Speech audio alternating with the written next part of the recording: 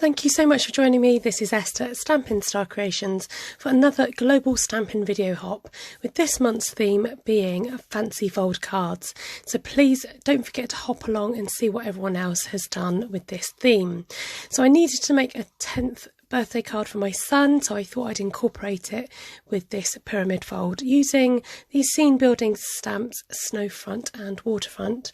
And I've already cut out a piece of Whisper White, which measures 3.5 inches by 10.5 inches.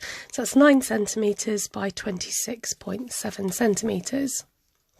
I'm grabbing out the mountains from both the stamp sets, and I'm going to use one as a filler using Granny Apple Green. So setting the scene across my whole page, which is going to get chopped up in the end, and just laying down the mountain scenes, making sure I catch the ends of the paper. So the inspiration behind this project was my son is into the Legend of Zelda games, and I wanted to do a landscape look to go with the theme of Legend of Zelda. So if you know about Zelda, you might know a bit about the the landscape to the scenes. So then using these fern trees to fill in the space along the bottom, and then I'm incorporating gorgeous grape. So my colours were inspired by the glitter paper that I'll use later, and I'm using the gorgeous grape just to ground those trees along the bottom. I wanted to fill the sky area, so going in with Coastal Cabana and my makeup blend brushes to fill the area, and you can really get in around those mountains or those hills.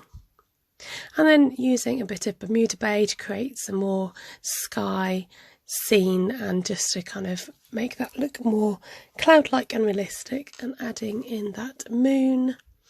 And then I decided to grab in the deers, and just keeping in with the colour theme. I didn't want them necessarily to stand out, but just using Granny Apple Green for the deers.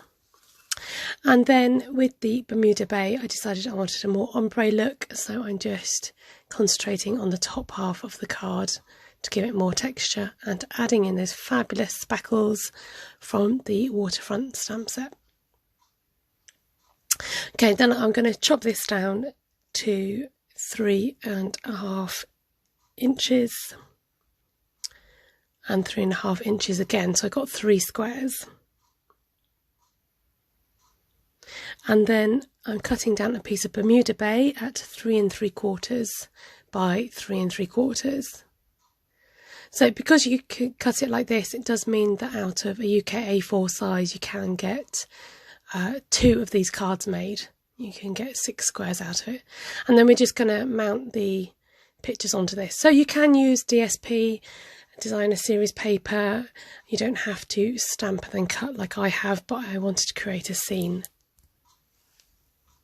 Bringing back in the trimmer, I'm using the scoring tool just to score a diagonal score from one corner to the other corner, and then you're just going to crease it. So doing the same on every piece of card. So from the top left corner to the bottom right is probably the easiest way to describe that. And then you can crease that, and that's how it's going to fit on. But don't worry, I will show you how to glue it together in a minute. So scoring along the top, giving it maybe 2 or 3 creases with the scoring tool. I am bringing in the bone folder just to try and reinforce those creases. And then they are going to just sit on top of each other, obviously glued down. Excuse me. So I'm using the piece of card as a guide as to where I need to glue, because you're not gluing all the way to the bottom. So your left piece, you kind of want it as a triangle, and then with the right piece coming in as a square, and then you're fitting that on top. It's just 3 pieces being fitted together.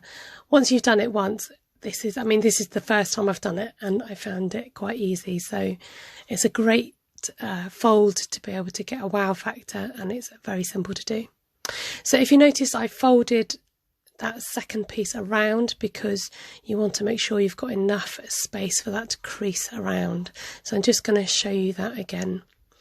That's it, what it looks like once you've glued it all down. Just showing you a preview. Okay, and then just bringing in this last piece. Again, using that piece as a guide as to where to lay down my glue, and you're missing a small triangle at the bottom. and then just bringing in that last piece, folding it round before securely gluing it on. So in fact, if you just fold it round and then stick it down, that's probably the best way to do it. Then I'm going to grab in my pencil and I need to mark where I'm going to cut a slit. So you can go right up to that crease, and you want to mark at the top and the bottom, just somewhere to fit in the slit for the card to fold round and stick or stay together rather. So I'm using my sharp snips, be careful, using the bottom blade just to push my way through the card and then cut up the card. Now obviously, because I've used Whisper White, is slightly thicker, but if you use paper it would be thinner. But I managed, once you get your scissors through, just cut a straight line upwards, and this should be the right amount to just slit in the other end of the card, and they folds round nicely, and look at that, stands alone in a nice triangular shape.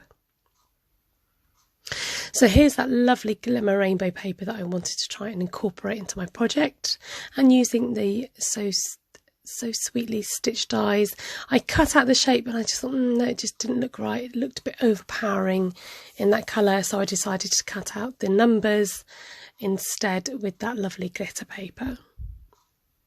And using Family Party, using the happy birthday sentiment and the TH later to do the 10th bit of my card. So I'm just brushing on some more ink around the shape and then stamping out with some scrap strips the words happy birthday, and inking around the edges to put on my decoration. Popping this all up on dimensionals. Now don't worry if your sentiment sticks out to the side like mine does. I'll show you how that looks and how that will fold away.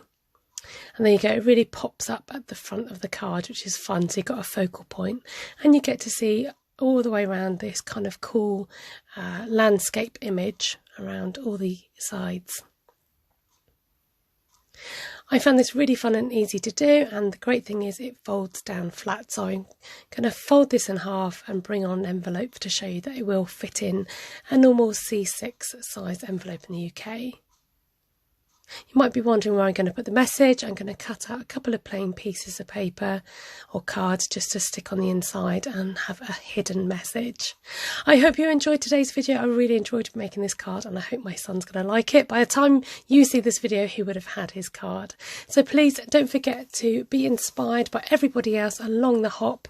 It's great to see what people have done internationally and to find out what they've done with the theme of fancyfold. If you're not already a subscriber, please, may I encourage you to hit that subscribe button, hit the bell for notifications, and hopefully I will catch you next time. Thank you so much for watching. Goodbye.